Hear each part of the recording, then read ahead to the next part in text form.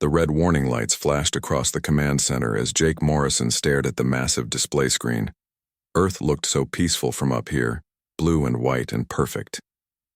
He never got tired of seeing his home world from the orbital defense station, but today the view made his stomach hurt.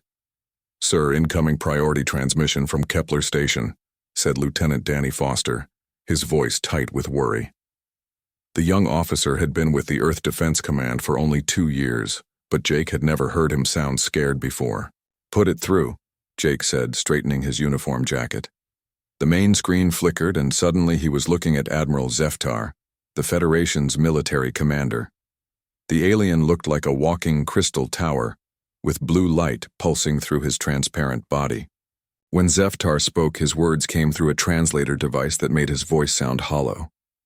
"Commander Morrison," Zeftar said, "I bring grave news. The Devourers have awakened." Jake felt his blood turn cold. Every human in the Federation had heard stories about the Devourers, but they were just legends. Ancient monsters that lived in the dark spaces between stars. Things that ate entire worlds and left nothing behind but empty space. "Sir, with respect, the Devourers are just old stories," Jake said. "My grandfather used to tell tales about them when I was little." Zeftar's crystal body pulsed brighter. "Commander, 3 days ago the Helix Nebula went dark. All 7 star systems gone. Yesterday, we lost contact with the Outer Rim colonies. Today, our deep space sensors detected them. They are real, Commander Morrison. And they are coming." The screen split, showing a tactical display of the galaxy. Red markers moved slowly but steadily toward the center, where Earth and the other Federation worlds waited. Each red dot represented something so huge it made Jake's head spin just thinking about it. "How long do we have?" Jake asked. 6 months, perhaps less," Zeftar replied. "Which brings me to why I am contacting you directly. The Federation Council has voted. We are implementing the Great Exodus Protocol." Jake had heard of the protocol, but only in theory. It was the Federation's ultimate emergency plan. If something threatened the entire galaxy, all member species would evacuate to the Andromeda Galaxy and start over. "Every species is already preparing," Zeftar continued. "The Tauri have begun loading their archive ships. The Vexani are converting their pleasure cruisers into transport vessels. Even the Kathmaran warriors are abandoning their sacred battle worlds." "What about the civilians who can't get transport?" Jake asked. "What about the frontier colonies? What about people who don't want to leave?" Zeftar's lights dimmed. "Commander, you do not understand. The Devourers do not simply destroy worlds, they consume them.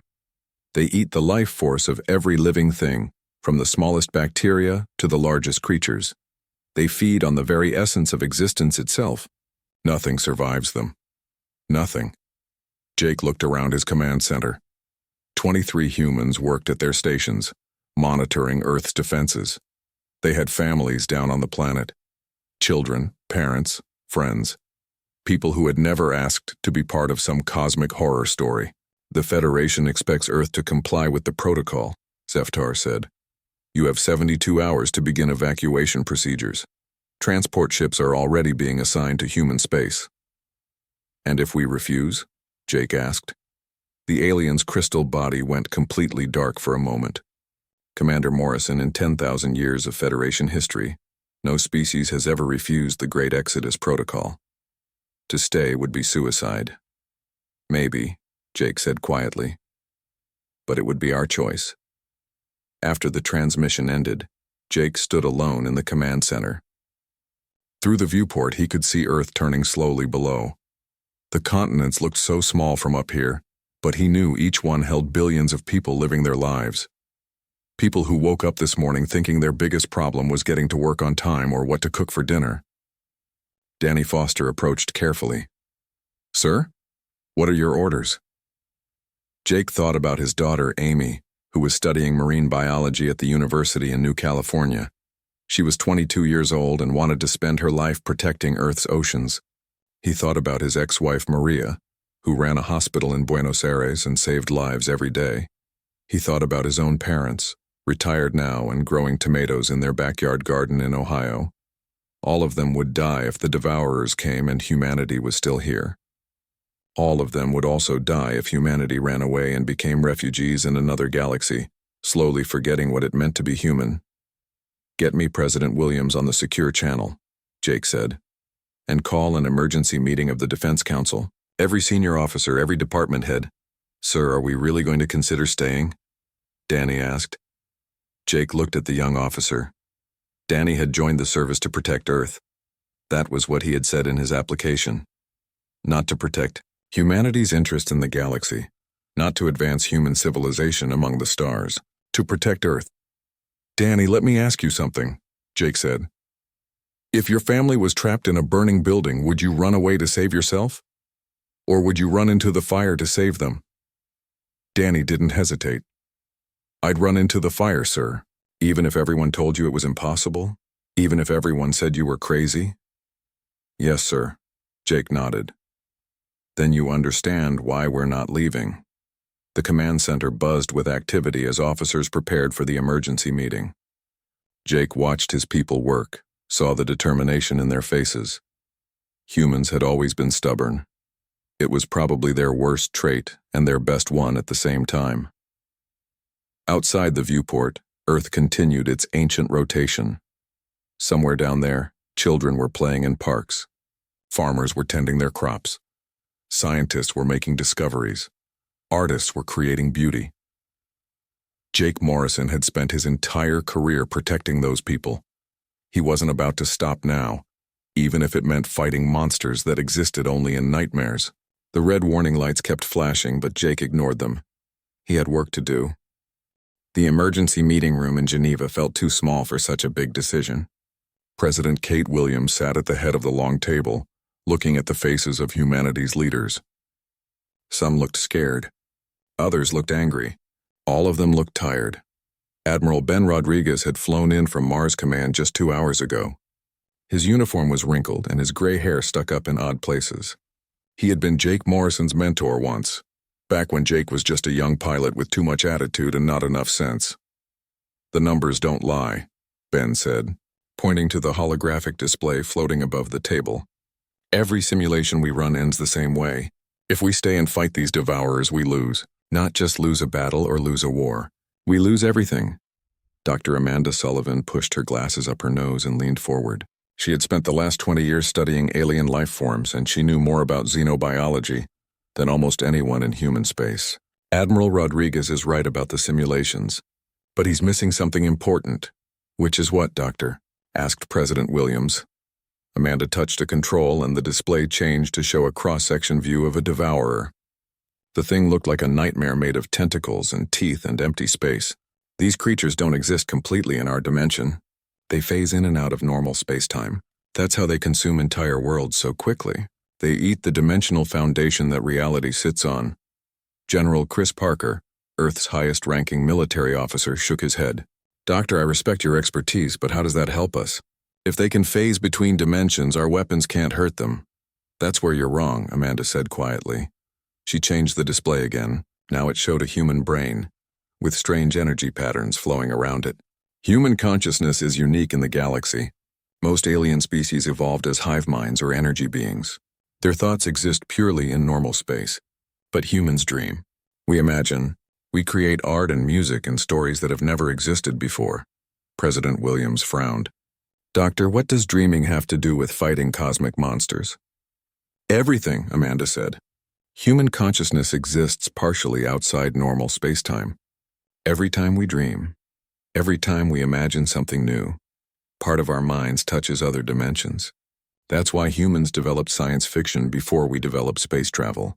We were already exploring other realities in our heads." Lieutenant Commander Ryan Blake had been quiet during most of the meeting, but now he spoke up. "Dr. Sullivan, are you saying we can fight the devourers because we have good imaginations?" Amanda smiled for the first time since the meeting began. "I'm saying we can fight them because we've been building weapons designed to work across multiple dimensions. And we didn't even know it." She brought up another display, showing blueprints for experimental human weapons. "The quantum resonance cannons we've been developing for the past 10 years. The dimensional anchor systems. The phase shift drives. Every other species in the galaxy told us these weapons were useless because they were too unstable, too dangerous, too unpredictable. They were right, General Parker said. Half our test shots tear holes in space. Exactly, Amanda said.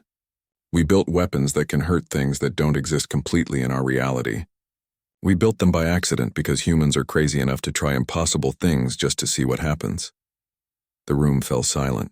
President Williams stared at the weapon blueprints, thinking about the implications. If Amanda was right, humanity wasn't defenseless against the Devourers. They might actually have a chance. But there was another problem. Even if we can hurt them, President Williams said, we're talking about evacuating 8 billion people from Earth alone. The transport ships the Federation is sending can't carry everyone. That's another reason we should stay and fight, said Maya Chen, Earth's chief engineer. She was young, maybe 35, but she had designed most of humanity's current space technology. The Federation species are running because they're trying to save their entire populations, but they're not all going to make it. Maya pulled up a new display showing refugee ship movements across the galaxy. Look at these patterns. The Devourers aren't hunting randomly. They're following the largest concentrations of fleeing populations. Every time a species evacuates a heavily populated world, the Devourers change course to follow them. Ryan Blake studied the patterns. They're feeding on the evacuation itself. Worse than that, Maya said. They're getting stronger. Each world they consume makes them bigger, faster, more powerful. The Great Exodus isn't saving the galaxy. It's feeding the enemy.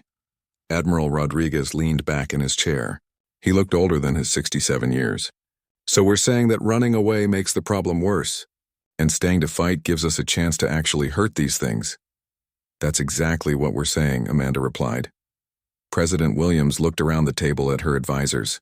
These people were responsible for the safety of the human species.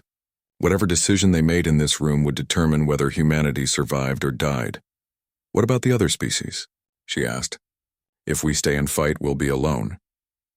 Maybe not, said Captain Lisa Carter, Earth's representative to the Federation Council. She had been unusually quiet during the meeting, but now she looked up from her datapad. I've been receiving private messages from individual members of other species, not from their governments, but from soldiers, scientists, civilians. Some of them want to stay and fight too. How many? Asked General Parker. Not many, Lisa admitted. A few thousand Kethmaran warriors who think running away brings dishonor. Some Tauri artists who want to make their final stand creating something beautiful. A handful of Vexani explorers who think this is the most interesting thing that's happened in centuries. Maya Chen smiled. A few thousand alien allies with their own ships and weapons. That's more help than I expected. President Williams stood up and walked to the window. Geneva looked peaceful in the afternoon sunlight. People walked through the parks. Children played on playgrounds. Couples sat at outdoor cafes drinking coffee and talking about their plans for the weekend. If we do this, she said without turning around, some of those people down there are going to die. Maybe all of them. Maybe all of us. Yes, Jake Morrison said. He had been listening to the debate through the communication link from the orbital station. But if we run, they all die anyway. At least this way they die as humans on the world where humans belong. President Williams turned back to the table. All in favor of staying and fighting? One by one, hands went up around the table. Admiral Rodriguez was last, but his hand went up too. Motion carries, President Williams said. God help us all.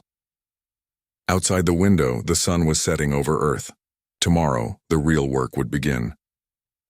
Captain Alex Turner stood on the bridge of the USS Defiance, watching his crew install the new quantum resonance cannons.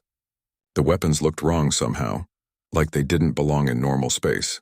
They flickered and shifted, sometimes appearing solid and sometimes seeming to fade into nothing. Careful with those power couplings, called out Chief Engineer Pete Jackson. These things exist in 4 dimensions at once. If you cross the wrong wires, you might accidentally shoot yourself in the past. Alex shook his head. 3 weeks ago, he had been commanding a simple patrol cruiser, keeping space pirates away from the shipping lanes. Now he was in charge of retrofitting humanity's entire defense fleet with experimental weapons that might tear holes in reality. Captain, said his communications officer, incoming message from Dr. Roberts at the refugee center. The main screen flickered, showing Dr. Emma Roberts standing in what looked like organized chaos. Behind her, humans and aliens worked side by side, modifying weapons and equipment. A tall, 4-armed Kethmaran warrior was teaching a group of human technicians how to calibrate energy shields. A floating towery was creating some kind of art piece that also seemed to be a navigation computer. "Alex," Emma said, "we've made a breakthrough with the alien weapons systems. It turns out the Kethmaran plasma rifles work on the same principle as our quantum resonance technology. They've been accidentally building dimensional weapons for centuries."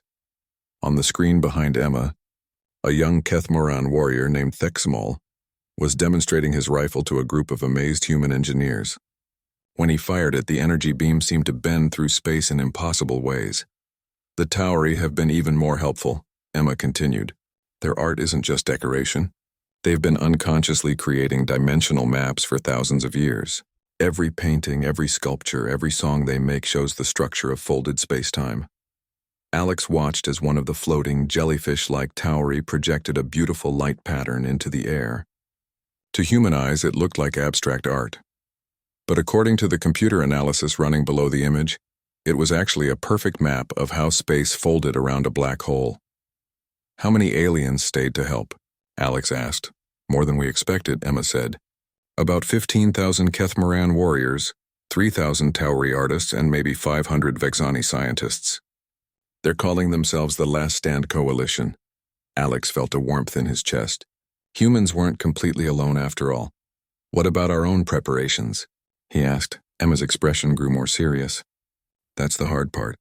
We've got maybe 200 ships that can mount the new weapons systems. The rest of our fleet is still using conventional technology, and even with the dimensional weapons, we don't know if they'll actually work in combat." "Only one way to find out," Alex said grimly. Down on Earth, Private Danny Foster was leading a very different kind of preparation. Instead of building weapons, he was building shelters, deep underground, in the old nuclear bunkers that humanity had constructed during their more primitive days. Millions of people were moving into what might become their final homes. "Keep the families together," Danny called out to his team as they helped a group of civilians settle into Bunker Complex 7. Children in the middle sections, adults near the blast doors. "Everyone stays calm, everyone stays together." An elderly man approached Danny carrying a small suitcase and leading a young girl by the hand. "Soldier, how long do we have to stay down here?" Danny looked at the man's weathered face and the little girl's wide, trusting eyes. "Sir, I don't know. Could be days, could be months. But I promise you, as long as we're alive up there, we'll keep fighting to get you back to the surface." The old man nodded and squeezed the little girl's hand. "Did you hear that, Jenny? The soldiers are going to keep us safe." Jenny looked up at Danny with serious brown eyes. "Are you scared?" she asked. Danny knelt down to her level. "Yeah, kiddo. I'm scared. But you know what? Sometimes being scared just means you understand how important something is, and keeping you safe is the most important thing in the whole galaxy." Meanwhile, in the orbital shipyards around Mars, Maya Chen was working 18-hour days trying to build impossible things. The dimensional anchor systems were the most complex technology humanity had ever attempted. They were designed to lock the Devourers into normal spacetime, making them vulnerable to conventional weapons. "The theory is sound," Maya told Admiral Rodriguez during their daily briefing. "If we can force the Devourers to exist completely in our dimension, they lose most of their power. The problem is that the anchors themselves might destabilize local space." "And meaning what?" Ben asked. "Meaning we might accidentally destroy the solar system while trying to save it," Maya said bluntly. Ben rubbed his tired eyes. "Maya, in your professional opinion, what are our chances?" Maya was quiet for a long moment. "Sir, if this was a normal military situation, I'd say we had no chance at all. We're outnumbered, outgunned, and facing an enemy we don't understand. But this isn't normal." "How so?" "We're not just fighting for our own survival," Maya explained. "We're fighting for the survival of hope itself. Every species in the galaxy has given up except us. That has to count for something." The most moving moment in the preparation came when Memara, an ancient Federation historian, arrived at Earth aboard a small, outdated transport ship. The alien looked like a giant jellyfish made of silver light, and she was probably the oldest living being in the galaxy. Jake Morrison met her personally at the orbital docking station. "Honored historian," Jake said, giving the formal bow that Federation protocol required. "Why have you come here?" "The evacuation ships are going the other direction." Memara's translation device gave her voice a musical quality, like wind chimes in a gentle breeze. "Commander Morrison, I have recorded the history of the galaxy for over 3,000 years. I have seen species rise and fall, witnessed the birth of stars and the death of worlds, but I have never seen anything like what humanity is attempting. You mean our stupidity? Jake asked. I mean your courage, Mimar replied. For the first time in galactic history, a species has chosen hope over fear. Whether you succeed or fail, this moment must be recorded. Future generations need to know that when darkness came to the galaxy, humans turned on the lights. Jake felt tears in his eyes. Historian, you know we'll probably all die, right? You could escape to Andromeda with the others. Mimara's silver form pulsed with gentle light. Commander, I'm nearly 4,000 years old. I have lived to see everything worth seeing, but I have never seen a species choose certain death rather than certain dishonor. If humanity dies making this choice, then I am honored to die recording it. As the days passed, the human fleet gathered at the edge of the solar system. 200 ships with experimental weapons, crewed by volunteers who knew they would probably never see their families again. Alongside them floated the ships of the Last Stand Coalition, aliens who had chosen to share humanity's fate. Captain Lisa Carter broadcast the final message to the galaxy as the Devourer swarm approached. To all Federation species currently in Exodus, she said, this is Captain Lisa Carter of Earth. We know you think we're crazy for staying. Maybe you're right. But someone needs to make a stand. Someone needs to show the universe that hope is stronger than fear. If we fail, at least we fail fighting. If we succeed, we'll see you when you come home. The broadcast ended and the waiting began. In the distance, space itself seemed to ripple as something vast and hungry approached the solar system. The first sign of the Devourers was Jupiter's moon Europa going dark. Not destroyed, not exploded, just gone. One moment it was there on the sensors. The next moment there was empty space where a moon should have been. Captain Alex Turner watched the sensor readings from the bridge of the USS Defiance. His hands were steady, but his heart was racing. How long until they reached the main defensive line? He asked. 14 minutes, replied his tactical officer, Lieutenant Sarah Mitchell. Her voice was calm, professional, but Alex could see the fear in her eyes. They all felt it. All ships, this is Defiance Actual, Alex spoke into his communication system. Target the largest signatures first. Remember, these things exist partially outside our dimension, so don't trust your regular sensors. Use the quantum detection arrays. Through the main viewport, Alex could see the human fleet spreading into defensive formation. 200 ships against something that had already consumed dozens of star systems. The numbers didn't make sense, but numbers had never stopped humans before. Captain, called out Communications Officer Pete Wilson. Incoming transmission from Admiral Rodriguez. Ben Rodriguez appeared on the screen, broadcasting from the command ship USS Determination. The old admiral looked calm, almost peaceful. All human vessels, this is Admiral Rodriguez. Remember your training. Remember why you're here. You're not just fighting for humanity today. You're fighting for the idea that courage matters more than odds. The transmission ended, and Alex turned his attention back to the tactical display. Red markers were moving toward them, but these weren't normal ships or even normal creatures. They were distortions in space itself, wounds in reality that grew larger as they moved. Contact in 60 seconds, Sarah announced. Alex activated the ship-wide communication system. All hands battle stations. This is what we trained for. Make every shot count. The Devourers came into visual range and Alex felt his breath catch in his throat. The things were massive, easily the size of small moons, but they moved like living creatures. Tentacles of dark energy whipped through space, and where they touched, matter simply ceased to exist. My God, whispered Navigator Tom Bradley. What are those things? Before Alex could answer, the lead Devourer reached the outer edge of the human defensive line. A destroyer, the USS Courage, opened fire with conventional plasma cannons. The energy beams passed straight through the creature as if it wasn't there. The Devourer responded by existing. That was the only way Alex could describe it. The creature didn't attack the destroyer. It simply became more real in the same space the ship occupied. The USS Courage folded inward and disappeared. All ships, quantum weapons only, Alex shouted into his communicator. Conventional weapons are useless. The human fleet fired as one, and for the first time in galactic history, someone heard a Devourer. The quantum resonance cannons sent waves of energy that existed in multiple dimensions at once. When they hit the lead creature, it made a sound that wasn't quite sound, a scream that Alex felt in his bones. We heard it. Sarah yelled. "The quantum weapons work!" But the victory was short-lived. The Devourers learned quickly. They began phasing more aggressively, slipping between dimensions to avoid the human weapons. Worse, they started fighting back. One of the creatures extended what looked like a tentacle made of folded space. It touched the frigate USS Brave, and the ship began to age rapidly.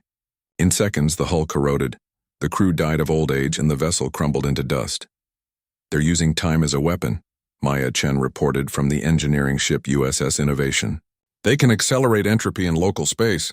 The battle became a nightmare of impossible physics. Human ships phase shifted in and out of reality, chasing enemies through folded space. The Catamaran warriors fought with a fury that amazed their human allies, their plasma rifles tearing holes between dimensions.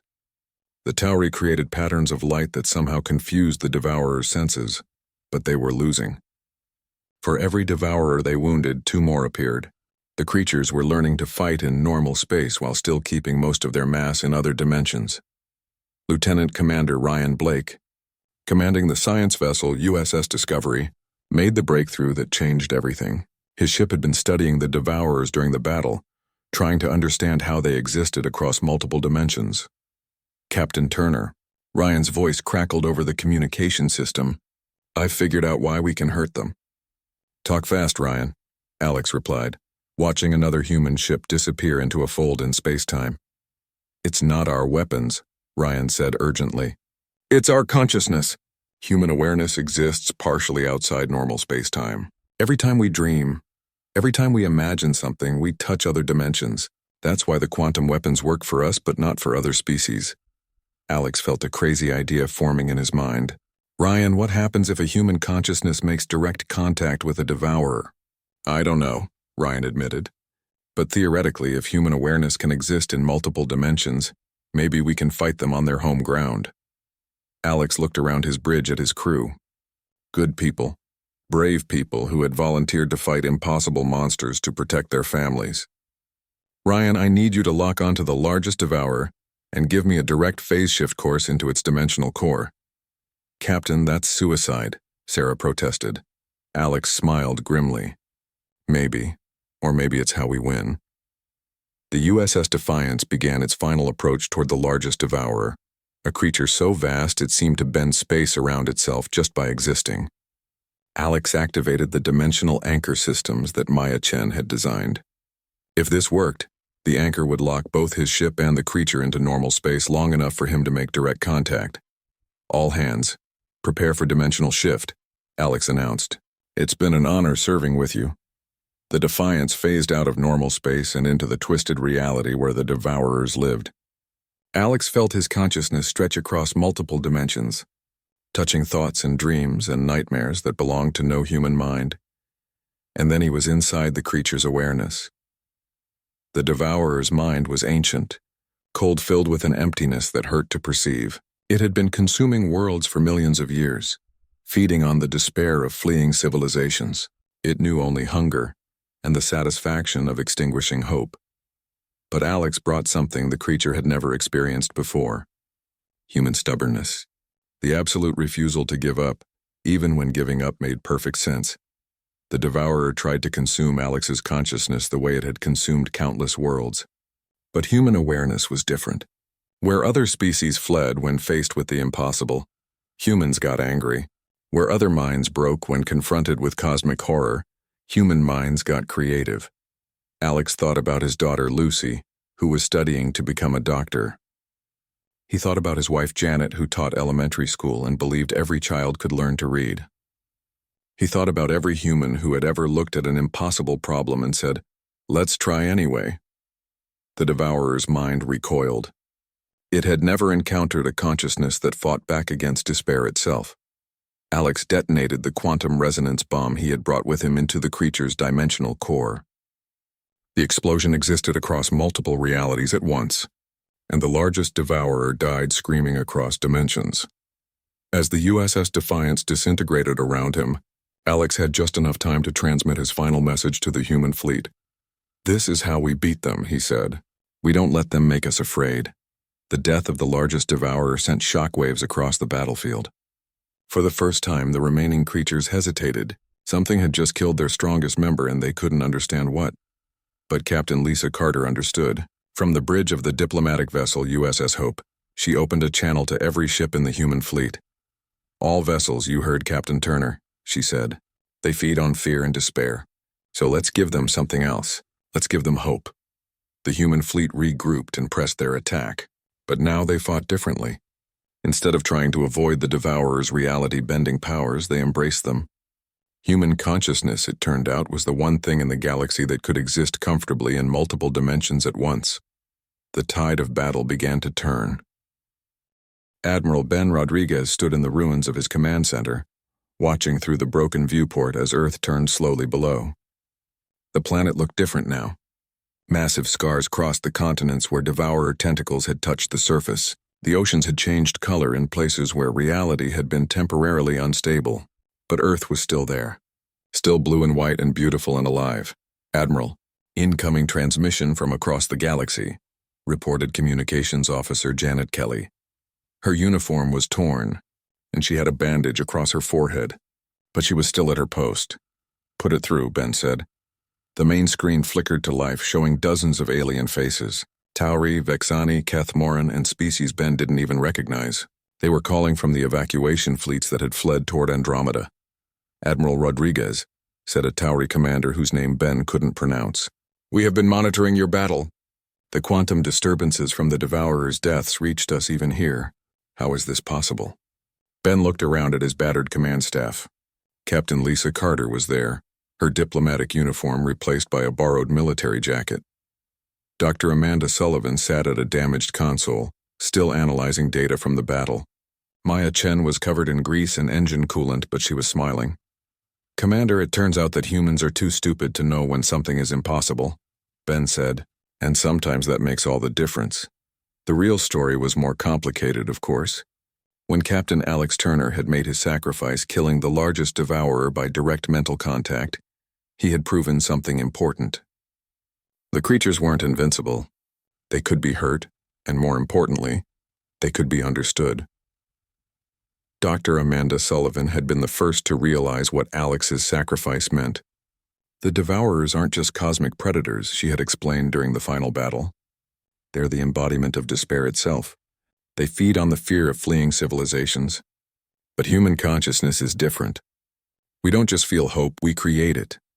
The breakthrough had come when Ryan Blake, somehow still alive after his ship's systems had been completely destroyed, managed to broadcast a message to every human vessel in the fleet. "Stop fighting the Devourer's reality distortions," he had said. "Start using them." Human pilots began phase shifting not to escape the creatures but to chase them into their home dimension. Human gunners stopped trying to avoid the tentacles of folded space and started firing directly into them. Most importantly, human commanders stopped treating the battle like a military engagement and started treating it like what it really was. A fight between hope and despair. The moment when everything changed came when Private Danny Foster, who should have been safe in the underground bunkers, somehow appeared on the orbital battlefield. His transport ship, the civilian freighter Lucky Star, had been loaded with refugees from the surface shelters. But instead of running, Danny had convinced the frightened families aboard to fly directly into the battle.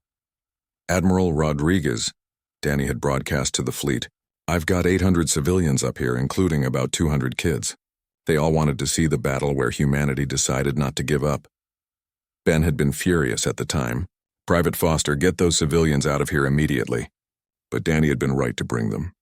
When the children aboard the Lucky Star started singing, some old Earth song about staying together through hard times, something incredible happened. The song existed partially in normal space and partially in human imagination, which meant it existed partially in the same dimensional space where the Devourers lived. The creatures recoiled from the sound, not because it was loud or harmful, but because it represented something they couldn't consume, the human ability to find joy even in the darkest moments. The final battle had been fought not with weapons, but with hope itself. Human consciousness, spread across multiple dimensions through dreams and songs and stories, had proven to be the one thing in the galaxy that could exist in the same space as the Devourers without being destroyed. When the last creature dissolved into quantum foam, the silence that followed was deafening. Now, 3 days later, Ben stood in his damaged command center and watched the galaxy come home. The evacuation fleets were returning, led by alien commanders who couldn't quite believe what had happened. The impossible had occurred. Someone had fought the Devourers and won. "Admiral," said Captain Lisa Carter, approaching with a data pad full of messages. "We're getting requests for meetings from every species in the Federation. They all want to understand how we did it." Ben smiled tiredly. "Lisa, tell them the truth. We won because we were too stubborn to lose." But that wasn't the whole truth, and Ben knew it. They had won because humans had something unique, the ability to find hope in hopeless situations. Other species saw a problem with no solution and logically concluded they should run away. Humans saw a problem with no solution and decided to invent one. Maya Chen approached, carrying her latest engineering report. "Admiral, I've been analyzing the quantum signatures from the battle. The dimensional weapons didn't just hurt the Devourers, they changed the fundamental structure of local spacetime." "Changed it how?" Ben asked. "They made it more stable," Maya said, grinning. "Every time we fired a quantum resonance cannon, every time we used a dimensional anchor, we were actually strengthening the fabric of reality. The galaxy is literally more real now than it was before the battle." Dr. Amanda Sullivan looked up from her biological scanners. "It gets better. The quantum effects didn't just affect space. They affected the evolutionary development of consciousness itself. Every species in the galaxy now has the potential to develop multidimensional awareness like humans have." Ben stared at his advisors. "You're telling me that fighting the Devourers didn't just save the galaxy, it improved it?" "That's exactly what we're telling you," Amanda said. "For the first time in galactic history, every species has the ability to dream across dimensions. Art, music, literature, scientific innovation, everything is about to get more creative and more powerful." Through the viewport, Ben could see ships arriving from across the galaxy. Not just the returning evacuation fleets, but new vessels filled with aliens who wanted to learn from humanity. The Federation hadn't just survived the Devourer crisis. It was about to become something entirely new. "Admiral Rodriguez," came a new voice over the communication system. It was historian Memara, broadcasting from her small ship near Earth's moon. "I have completed my initial record of the battle. Would you like to hear how history will remember this day?" "Go ahead, historian," Ben said. Memara's musical voice filled the command center. "The official record will state that on this date, humanity chose to fight an impossible enemy and won through superior technology and tactical innovation." "But that is not the real story." "What is the real story?" asked Lisa Carter. "The real story," Memara said, "is that for the first time in 4 billion years of galactic history, a species looked at certain death and chose to laugh instead of cry. The Devourers were creatures of despair, and humanity killed them with hope itself." Ben looked around at his people. They were tired, scared, and many of them were hurt. But they were also proud. They had done something that would be remembered for as long as consciousness existed in the galaxy. "Sir," said Communications Officer Janet Kelly, "incoming priority message from Earth. It's from the children in Bunker Complex 7. "Put it through," Ben said. The screen showed little Jenny, the girl Private Danny had met during the evacuation preparations. She was holding a crayon drawing of what looked like spaceships and stars. "Hello, space people," Jenny said seriously. "We made you a picture to say thank you for keeping us safe. Also, my grandpa wants to know when we can come back outside and plant tomatoes again." Ben felt tears in his eyes. This was what they had fought for. Not for military glory or political advantage, but for the right of little girls to draw pictures and old men to grow tomatoes. "Tell Jenny and her grandpa they can come outside anytime they want," Ben said. "The monsters are gone and they're not coming back." As the transmission ended, Ben looked out at Earth one more time. The scars would heal, the damaged cities would be rebuilt, but the galaxy would never be the same. Humanity had taught the universe something new. That hope was stronger than fear.